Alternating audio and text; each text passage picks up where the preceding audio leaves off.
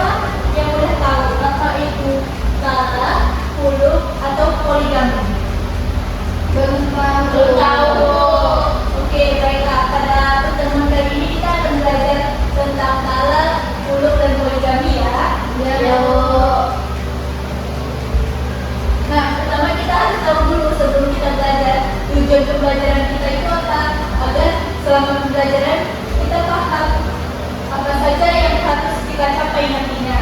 Yang pertama, tujuan kita memahami pengertian talak, khulud, dan poligami. Yang kedua, menjelaskan dalil Al-Quran dan hikmahnya. Dan yang ketiga, menumbuhkan sikap bijaksana dalam memandang hukum keluarga dan akhlak. Dan baik anak-anak, sekarang kita masuk ke materi yang pertama, yaitu pengertian talak. Talak itu artinya putusnya ikatan perkawinan yang mana dilakukan oleh suami terhadap istrinya dengan lafaz tertentu yang sesuai dengan syariat Islam. Nah, dalam Islam, talak bukanlah sesuatu yang dianjurkan, melainkan talak ini merupakan jalan terakhir apabila di dalam rumah tangga tidak dapat dipertahankan lagi. Jika nanti dipertahankan cekcok yang terus berlanjut, berumah tangga yang tidak harmonis. Nah, dan juga talak ini terjadi ketika segala usaha yang telah dilakukan seperti dengan nasihat sudah, perdamaian sudah, mediasi tidak lagi mampu untuk mempertahankan rumah tangga, maka talak inilah jalan terakhirnya. Adapun dalil talak yaitu Quran surat At-Talaq ayat 1 yang artinya, wahai Nabi, apabila kamu menceraikan istri-istrimu, maka hendaklah kamu menceraikan mereka pada waktu mereka dapat menghadapi masa iddahnya, dan hitunglah masa iddah itu dengan benar. Jadi ketika suami ingin menceraikan istrinya, itu harus istrinya ini harus bisa, maksudnya dalam keadaan suci. Lalu Islam mengatur talak agar perceraian tidak dilakukan karena emosi. Misalnya suaminya lagi emosi, lagi marah sama istrinya, lalu dengan mudah, dengan gampangnya dia berkata, kamu saya talak. Jadi itu tidak boleh ya anak-anak. Nah, di dalam talak ini ada yang namanya masa iddah. Apa itu masa iddah? Yaitu masa menunggu yang diberikan agar pasangan memiliki kesempatan untuk berpikir kembali. Jadi masa iddah ini sejatinya itu masa untuk si suami dan istri itu saling introspeksi diri, saling memperbaiki diri. Jadi kalau seandainya suami kembali ke istrinya dalam masa iddah, itu diperbolehkan. Adapun rukun talak, yang pertama suami yang bersalah, yang kedua istri masih ketika pernikahan, artinya istrinya itu istri sah yang ditalak. Yang ketiga siwa atau ucapan talak. Nah, dan yang terakhir adanya niat atau kesengajaan. Jadi talak ini harus ada niat dari suaminya. Suaminya ini emang berniat untuk mentalak istrinya. Ketika salah satu dari rukun yang keempat ini tidak terpenuhi, maka talaknya itu tidak sah. Selanjutnya kita masuk ke hukum talak. Yang pertama apa anak hukum talaknya? Wajib. Nah, wajib. Ketika apa? Ketika mempertahankan rumah tangga justru menimbulkan kedorong yang besar. Jadi ketika tetap dipertahankan nih rumah tangganya, muncullah kedorong yang besar yang bisa merugikan atau merusaklah rumah tangganya. Yang kedua apa? Sunnah. Nah, sunnah apabila perceraian lebih membawa kebaikan. Yang ketiga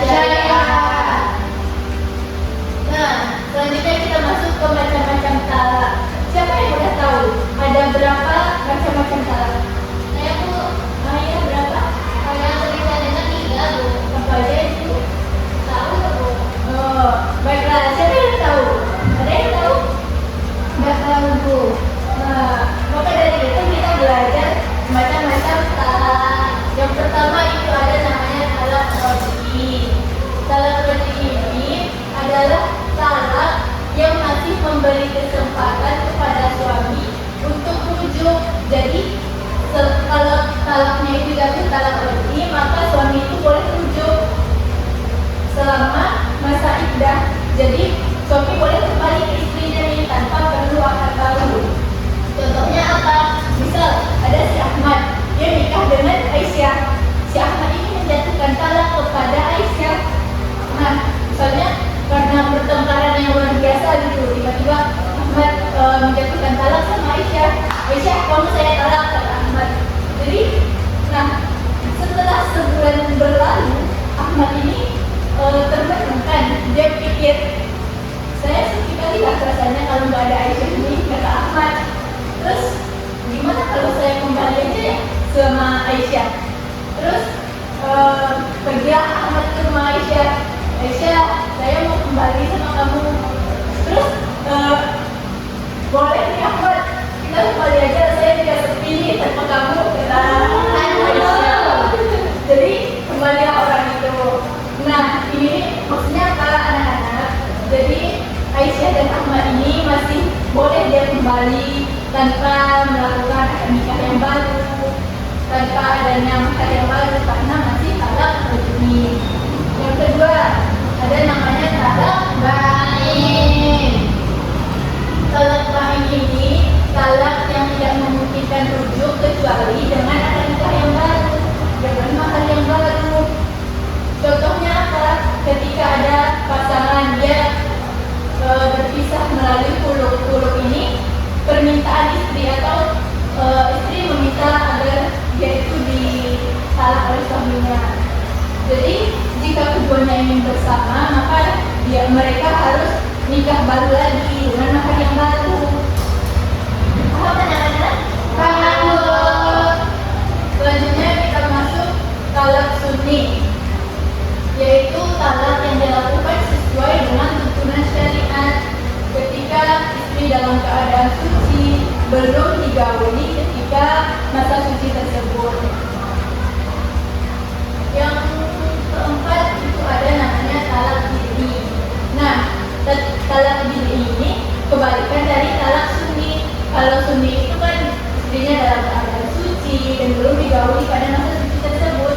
Kalau bid'i itu talak yang dilakukan dengan cara yang bertentangan dengan syariat Islam. Misalnya ketika istri sedang haid, sedang nifas, itu kan tidak boleh ditalak. Jadi mayoritas ulama menilai talak yang seperti ini berdosa, walaupun sebagian tetap menganggap talaknya jatuh. Nah, tadi talak sudah. Sekarang kita masuk ke materi kedua, yaitu khuluk. Seperti yang sudah dijelaskan tadi, khuluk itu adalah perceraian atas permintaan istri dengan memberikan tebusan kepada suami berupa pengembalian mahar. Jadi kalau khuluk ini berarti permintaan istri dengan syarat istri harus mengembalikan mahar apa yang sudah diberikan sama suaminya di awal.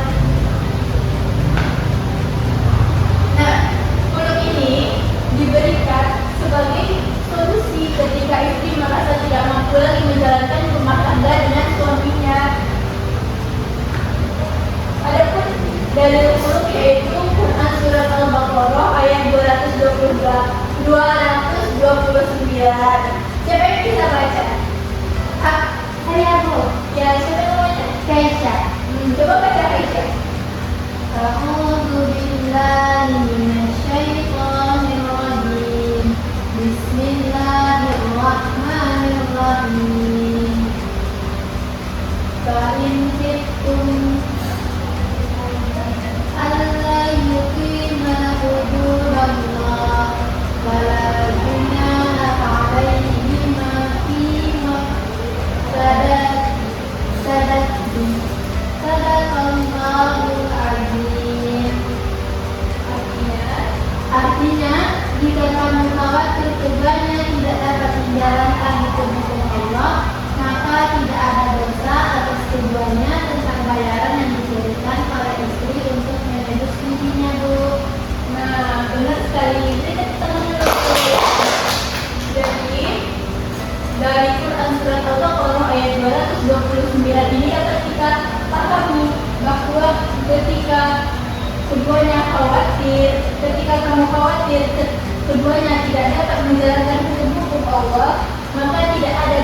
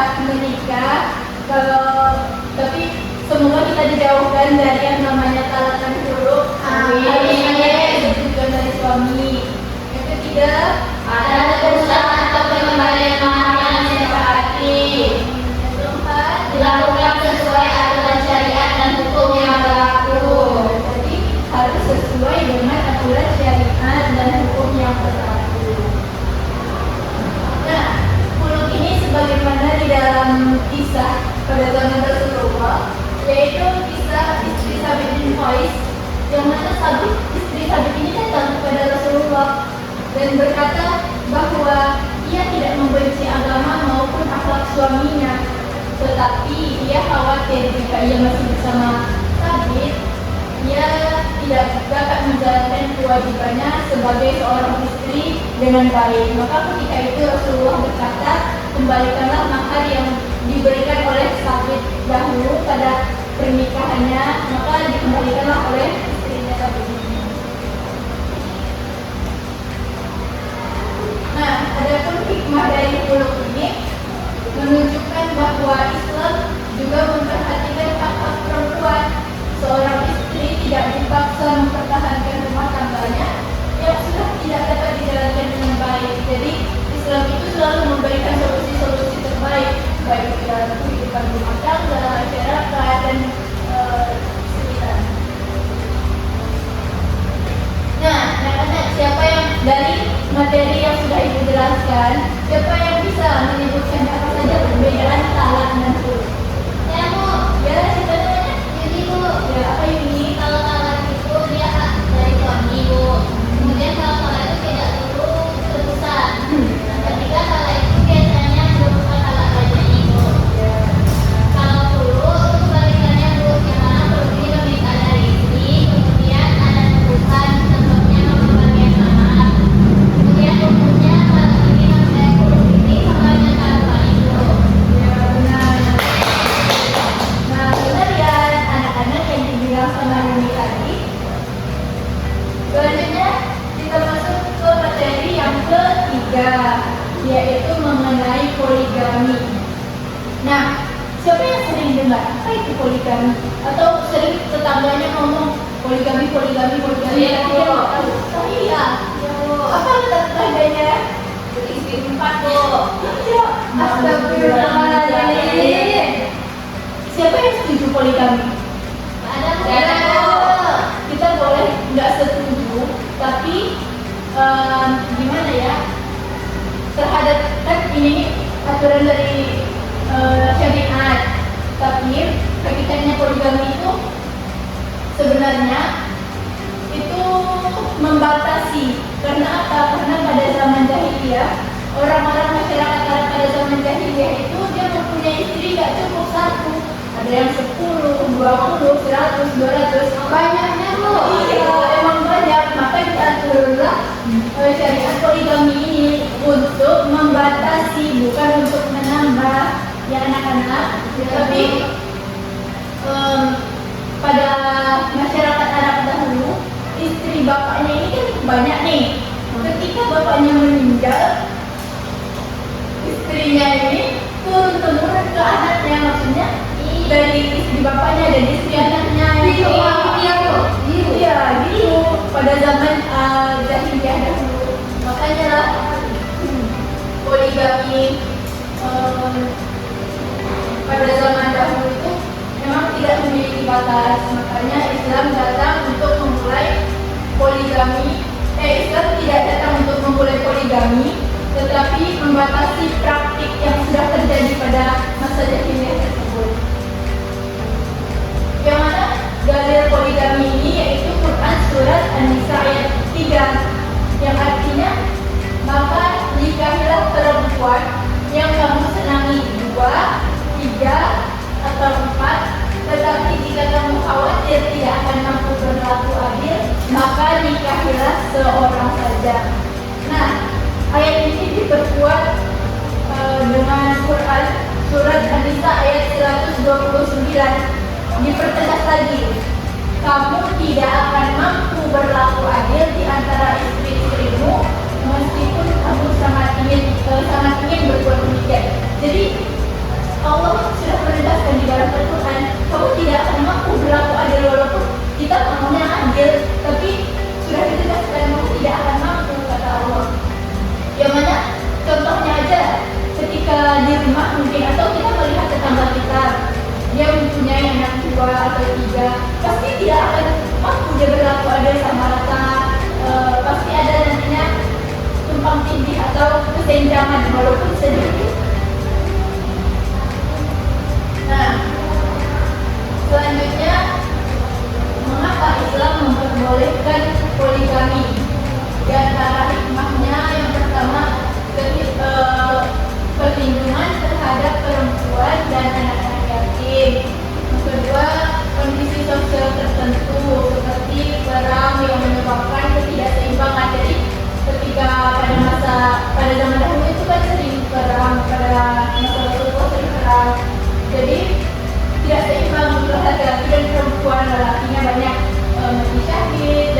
kemampuannya itu banyak dan caranya adalah poligami.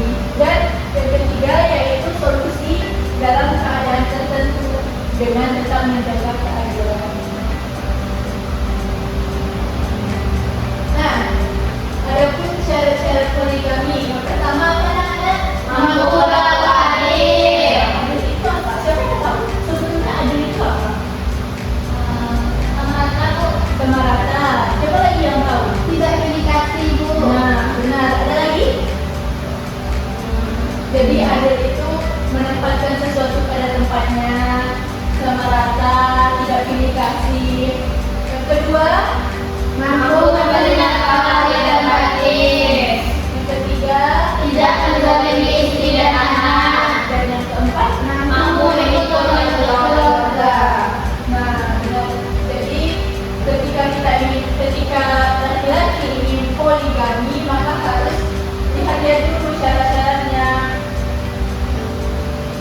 Nah, poligami menurut hukum Indonesia, Undang-Undang Perkawinan menetapkan bahwa suami yang ingin poligami harus mendapatkan izin pengadilan agama dan memenuhi syarat-syarat tertentu yang mana kita sebutkan tadi syarat-syarat poligami ini.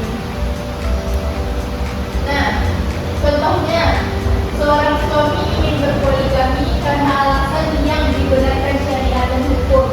Maksudnya ini misalnya alasannya itu istrinya tidak dapat melahirkan keturunan atau istrinya cacat, sakit. Jadi harus dia buktikan dulu kemampuan ekonomi, keadilan, serta memperoleh izin suaminya. Kalau itu sudah ada, barulah dia boleh atau bisa berpoligami. Dan harus dicatat juga harus adil, harus dapat persetujuan istri. Dan juga anak-anak harus dia kalau mau poligami tidak boleh menikahi saudara kandung istrinya, bukannya saudara. Nah, terakhir, Ibu ada pertanyaan, mengapa menurut anak-anak nih, setelah kita membahas mengenai talak, khulu, poligami, mengapa Islam memberikan syarat yang sangat ketat terhadap talak, khulu, dan poligami? Ada yang tahu? Coba sekarang dipikirkan dulu, mengapa ya Islam memberikan syarat yang ketat? Boleh dikasih waktu dulu.